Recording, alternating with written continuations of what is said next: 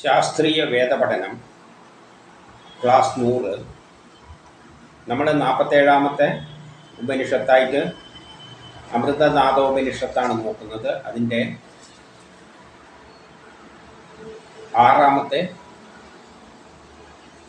ഭാഗമാണിത്.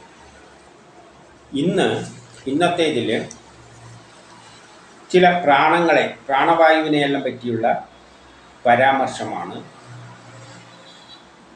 കാരണം നമ്മളെ ശരീരത്തിൽ കുറേ ഈ പ്രാണനെ നിയന്ത്രിക്കണം എന്നെല്ലാണ് പറഞ്ഞത്. ആ പ്രാണനെ പറ്റിയുള്ള ഒരു പരാമർശം ഇതെല്ലാം വിസ്തരിച്ച് പല ഉപനിഷത്തിലും പറഞ്ഞിട്ടുണ്ട്, ഇവിടെയും പറയുന്നു എന്നേ ഉള്ളൂ. ആ പ്രാണനെ നിയന്ത്രിച്ചുകൊണ്ടാണ് നമ്മളെ വിചാരങ്ങളെയെല്ലാം നിയന്ത്രിക്കുന്നത്. അപ്പോൾ ഈ പ്രാണൻ നാഡികളിലൂടെ സഞ്ചരിക്കുന്നതാണ് പ്രാണൻ. വായുവും ശ്വാസവും പ്രാണൻ തന്നെയാണ്, രണ്ടിനെയും ലിങ്ക് ചെയ്തിട്ടാണ് പറയുന്നത്. അപ്പം നാഡികളിലൂടെ സഞ്ചരിക്കുന്ന ചില പ്രാണനുണ്ട്, അത് സിഗ്നൽ സിസ്റ്റംസ് ആണ്. അതാണ് നമ്മളിൽ വിചാരങ്ങളെല്ലാം ഉണ്ടാക്കുന്നത്. കമ്മ്യൂണിക്കേഷനെല്ലാം അതിലൂടെയാണ് വരുന്നത്. അപ്പം അതിനെ പരിചയപ്പെടുത്തി തരികയാണ്. അത് പലതരത്തിലായിട്ട് ക്ലാസിഫൈ ചെയ്തിട്ടുണ്ട്. പ്രധാനപ്പെട്ട 5 പറ്റിയും ഇവിടെ പറയുകയാണ്. പ്രധാന നാഡികളിലൂടെ നമ്മളിപ്പം പുറത്തുള്ള കേബിൾ സിസ്റ്റം നോക്കിയാലാണ് എന്തെല്ലാം ഉണ്ട്.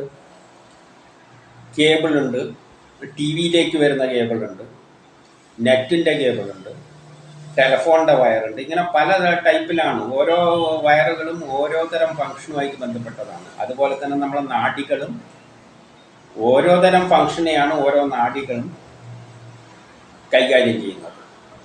അപ്പം അത്തരമുള്ള ഒരു പരാമർശമാണ് ഇവിടെ നടത്താൻ പോകുന്നത്. അപ്പം ആദ്യം 35-ലും 36-ലും സൂക്തം 35-ലും 36-ലും എന്താണ് പറയുന്നതെന്ന് നോക്കാം. പ്രാണ ആദ്യോ ഹൃദിസ്ഥാനേ അപാനസ്തു പുനർഗുദേ സമാനോ നാഭിദേശേതു ഉദാന കണ്ഠമാശ്രിത വ്യാനഃ സർവേഷു ചാംഗേഷു സദാ വ്യാവൃത്യതിഷ്ഠതി അഥ വർണ്ണാസ്തു പഞ്ചാനാം പ്രാണാദീനാമനുക്രമാത്. ഹൃദയമാണ് പ്രാണാദികളുടെ നിവാസസ്ഥാനം. അപാനൻ ഗുദത്തിലും സമാനൻ നാഭിഭാഗത്തും ഉദാനൻ കണ്ഠത്തിലും വ്യാനൻ സർവാംഗങ്ങളിലും സഞ്ചരിക്കുന്നു. ഇവിടെ പറയുന്ന ഹൃദയമാണ് പ്രാണാദികളുടെ നിവാസസ്ഥാനം. ഞാൻ മുൻപേ പറഞ്ഞു കഴിഞ്ഞു, അല്ലെ വേദപഠന ക്ലാസ്സിലും പറയുന്നുണ്ട്. നാഡികളെല്ലാം ഹൃദയത്തിലാണ് വന്ന് കേന്ദ്രീകരിക്കുന്നത്. അവിടെ നിന്നാണ് പല ഭാഗത്തേക്കെല്ലാം പോകുന്നത്. പ്രധാന നാഡികളെല്ലാം ഹൃദയമാണ് സെൻറ്റർ. അവിടെ നിന്നാണ് കൺട്രോളിങ് എല്ലാം വരുന്നത്. ആ നാഡികളിൽ സഞ്ചരിക്കുന്ന ആ സിഗ്നൽ സിസ്റ്റത്തെയാണ് ഇവിടെ പ്രാണൻ എന്നതുകൊണ്ട് ഉദ്ദേശിക്കുന്നത്. വായുവും ശ്വസിക്കുന്ന വായു ആണെങ്കിലും ഹൃദയത്തിലെത്തുന്നുണ്ട്, ശുദ്ധീകരിച്ച രക്തത്തിലൂടെ. അപ്പം എല്ലാത്തിൻ്റെയും കേന്ദ്രം ഹൃദയം തന്നെയാണ്. അപ്പം പ്രാണാദികളുടെ നിവാസസ്ഥാനം ഹൃദയമാണ്. അതുകൊണ്ട് അത് എല്ലായിടത്തേക്കും ഒഴുകുന്നുമുണ്ട്. പക്ഷെ അതിൻ്റെ കേന്ദ്രം എന്ന അർത്ഥത്തിലേ അതിനെ എടുക്കണ്ടു. അതിൽ പലതായിട്ട് തിരിച്ചതിൽ അപാനന് ഗുദത്തിലാണ് ഫങ്ഷൻ കൊടുത്തിരിക്കുന്നത്. നമ്മളെ ഗുദഭാഗത്തുള്ള പല അവയവങ്ങളുടെയും കൺട്രോള് ചെയ്യുന്നത് ഈ സിഗ്നൽ സിസ്റ്റമാണ്, അപാനൻ എന്നതാണ്. ആ സിസ്റ്റത്തിനെയാണ് അപാനൻ എന്ന് പറയുന്നത്. സമാനൻ നാഭീഭാഗത്താണ്.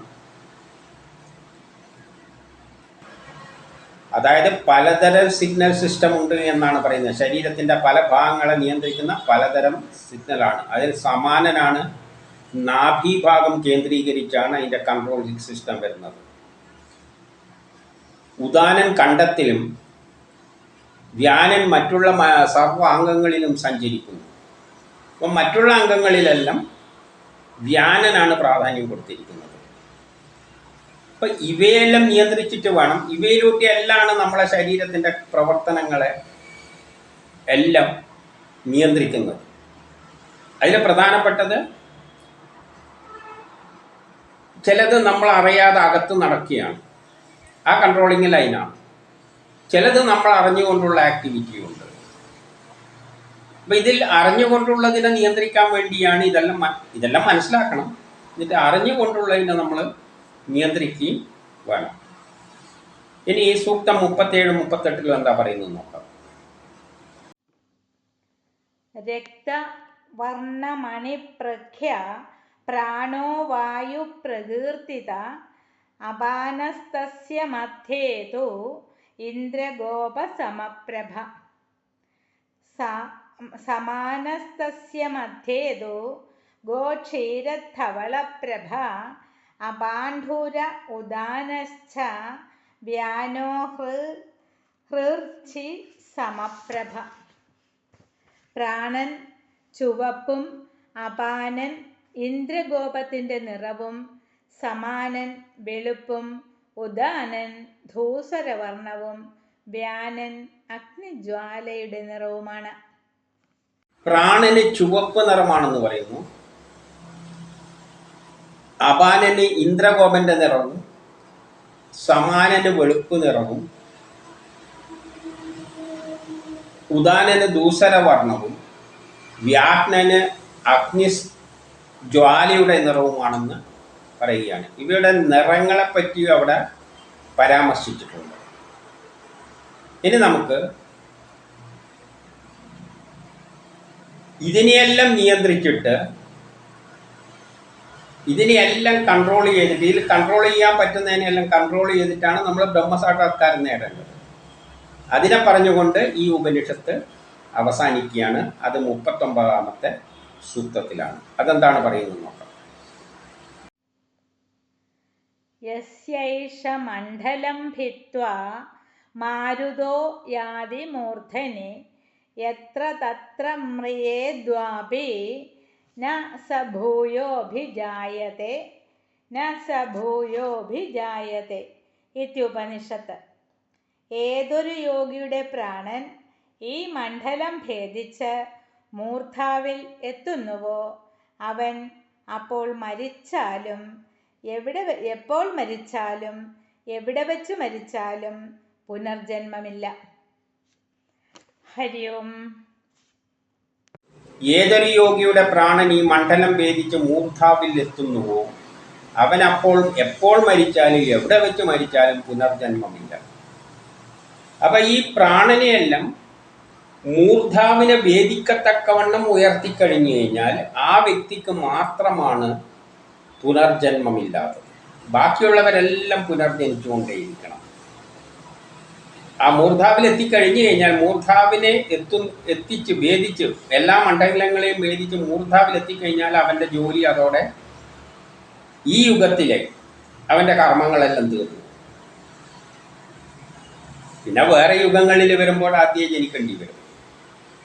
ഈ യുഗങ്ങളിൽ ചെയ്യേണ്ട 4 കൃതയുഗം, ത്രേതായുഗം, ദ്വാപരയുഗം, കലിയുഗം, ഈ 4 യുഗങ്ങളിൽ കൂട്ടെ നമ്മൾ ചെയ്യേണ്ട ജോലിയെല്ലാം തീർന്നാലേ ഇത് സാധിക്കുകയുള്ളൂ. തീർന്നു കഴിഞ്ഞാൽ ഇത് ഭേദിച്ച് അവിടെ എത്തിക്കഴിഞ്ഞാൽ പിന്നെ ഈ 4 യുഗങ്ങളിലും വന്ന് പാടുപെടേണ്ട ആവശ്യമില്ല. ഈ കഷ്ടപ്പാട് നല്ല മുക്തി നേടും.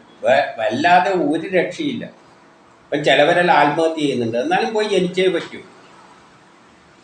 അതുകൊണ്ട് ഇതിൽ നിന്ന് മോചനം അപ്പം വേഗം തന്നെ ജനിക്കും, വേഗം ആവശ്യം വരുമ്പോൾ. അതുകൊണ്ട് ഇതിൽ നിന്ന് മോചനമൊന്നുമില്ല, ഒരു രക്ഷപ്പെടാൻ ഒരു വഴിയില്ല. ആകെയുള്ളൊരു വഴി ഇതിനെയെല്ലാം നമ്മളെ ശരീരത്തിലുള്ള ഈ ഫങ്ഷനെ മുഴുവൻ അങ്ങനെ യൂട്ടിലൈസ് ചെയ്തിട്ട് ഈ സിസ്റ്റത്തെ കൊണ്ടുപോയി അങ്ങ് ഈ പ്രാണനെ എല്ലാം ഈ പ്രാണൻ എല്ലാ നാഡികളിലുള്ള കേന്ദ്രങ്ങളെയും ഭേദിച്ചുകൊണ്ട്, ആ നാഡീ കേന്ദ്രങ്ങളെ പറ്റിയെല്ലാം പിന്നീട് പറയാം, ആ നാഡീ കേന്ദ്രങ്ങളെയെല്ലാം ഭേദിച്ചുകൊണ്ട് ചക്രങ്ങളെയെല്ലാം ഭേദിച്ചുകൊണ്ട് ബ്രഹ്മരന്ധ്ര മൂർധാവിൽ കൊണ്ടുപോയിട്ട് യോജിപ്പിച്ചു കഴിഞ്ഞാൽ പിന്നെ നമുക്ക് പുനർജന്മമില്ല. നമ്മൾ ഈ ലോകത്തിൽ നിന്ന് ഈ 4 യുഗങ്ങളിൽ നിന്നും ഉള്ള കർമ്മങ്ങളിൽ നിന്നും നമുക്ക് മോചനമായി പിന്നെ അടുത്ത തുടങ്ങുമ്പോൾ സൈക്കിൾ തുടങ്ങുമ്പം വരേണ്ടി വരും. പക്ഷെ ഇപ്പം ജനിച്ചിട്ട് ഇനി എന്തില്ല കഷ്ടപ്പെടേണ്ടി വരില്ല. പക്ഷെ ഇത് എത്രയാണ് ഇഷ്ടപ്പെടുന്നതെന്ന് ചിന്തിച്ചു നോക്കിയേ. എനിക്ക് മരിക്കുമ്പോൾ ചോദിക്കുകയാണ്, ഇനി പുനർജന്മം വേണോ? ഇപ്പം പറയണം ഇതിൽ എഴുതി ഒപ്പിട്ട് കൊടുക്കണമെന്ന് പറയാൻ ഒരു അവസരം ഉണ്ടായിരുന്നെങ്കിൽ ഒരാളും എനിക്ക് വേണ്ട എന്ന് പറയും തോന്നില്ല. എനിക്കൊരു നല്ലത് തരണേ എന്ന് ആവശ്യപ്പെടുകയല്ലാതെ വേണ്ട എന്ന് അങ്ങനെ ഒരു ഇനി ജനിക്കണ്ട എന്നുള്ള ചിന്താഗതി നമുക്ക് വരൂല. എത്രയാൾക്ക് വരും? എല്ലാവരും ചിന്തിക്കുന്നത് എന്താണ്? ഇനി അടുത്ത ജന്മത്തിലും ഒരിക്കലും നല്ല ജന്മം കിട്ടണേ എന്നാണ് ചിന്തിക്കുന്നത്. അല്ലാതെ എല്ലാവരും അങ്ങനെ തന്നെയാണ്. ജനിക്കണം, പക്ഷേ സുഖമായിട്ട് ജീവിക്കണം. ഇതാണ് മനുഷ്യൻ്റെ ആഗ്രഹം. പക്ഷെ അതൊട്ട് നടക്കാനും പോകുന്നില്ല. ജനിക്കുന്നതിന് വേണ്ടിയാണ്, കർമ്മം ചെയ്യാൻ വേണ്ടിയാണ്. ഈ പ്രപഞ്ച സൃഷ്ടിയിലുള്ള കർമ്മം ചെയ്തു കൊടുക്കാനാണ് ജനിപ്പിക്കുന്നത്. ജനിപ്പിക്കുന്നത് എങ്ങനെയാണ് നമ്മളെ കൊണ്ട് കർമ്മം ചെയ്യിപ്പിക്കുന്നത്? നമ്മളെ മനസ്സിൽ ആഗ്രഹങ്ങൾ ഇട്ടിട്ട്. ഈ ആഗ്രഹം എപ്പോഴെങ്കിലും സാറ്റിസ്ഫൈ ആയിക്കഴിഞ്ഞാൽ പിന്നെ നമ്മൾ കർമ്മം ചെയ്യില്ല. ഒരിക്കലും സാധിക്കാൻ പോകുന്നില്ല. ഒരാഗ്രഹം സാധിച്ചു കഴിഞ്ഞാൽ പിന്നെ അടുത്ത ഓരോന്ന് ഇട്ടോളൂ. അതല്ലേ 10 കിട്ടുമെങ്കിൽ 100 എന്നെല്ലാം പറഞ്ഞ് പാടിയത്. അതുകൊണ്ട് കുറച്ച് നിമിഷത്തേക്ക് പിന്നെ അത് തീർന്നു. 10 കിട്ടിയാൽ പിന്നെ അതിൻ്റെ അപ്പുറത്തേക്കുള്ള ആഗ്രഹം ഉടനെ ഇട്ടിരിക്കും പുതിയ ചെയ്യാൻ വേണ്ടിയിട്ട്. അപ്പം മരിക്കുന്നത് വരെ ഇതാണ് അവസ്ഥ. പുനർജനിച്ചാലും ഇത് തന്നെയാണ് അവസ്ഥ. അതിൽ നിന്ന് മോക്ഷം നൽകാനുള്ള വഴിയാണ് ഈ ഉപനിഷത്ത് പറഞ്ഞു തരുന്നത്. പക്ഷേ ഉപനിഷത്ത് പ്രത്യേകം പറയുന്നുണ്ട്, ഇത് വിരക്തി വന്നവർക്ക് വേണ്ടിയുള്ളതാണ്. വിരക്തി വന്നു പോയാൽ അവൻ്റെ കർമ്മങ്ങളെല്ലാം തീർന്നാൽ പിന്നെ അവനിൽ ആഗ്രഹം ഇടില്ല. അവൻ പിന്നെ ഒരുമാതിരി എങ്ങനെയോ നടക്കുന്നുണ്ടാവും. എന്തിനീ ജീവിതമെല്ലാം മടുത്ത് അതൃപ്തി വന്നു. അവന് ബ്രഹ്മത്തിൽ പോയി ലയിക്കാനുള്ള വഴിയാണ് ഈ ആത്മീയതയും മുക്തിയും മോക്ഷം എന്നെല്ലാം പറയുന്ന സംഗതി. അല്ലാതെ ഇതൊന്നും നമുക്ക് പറഞ്ഞത് അല്ല.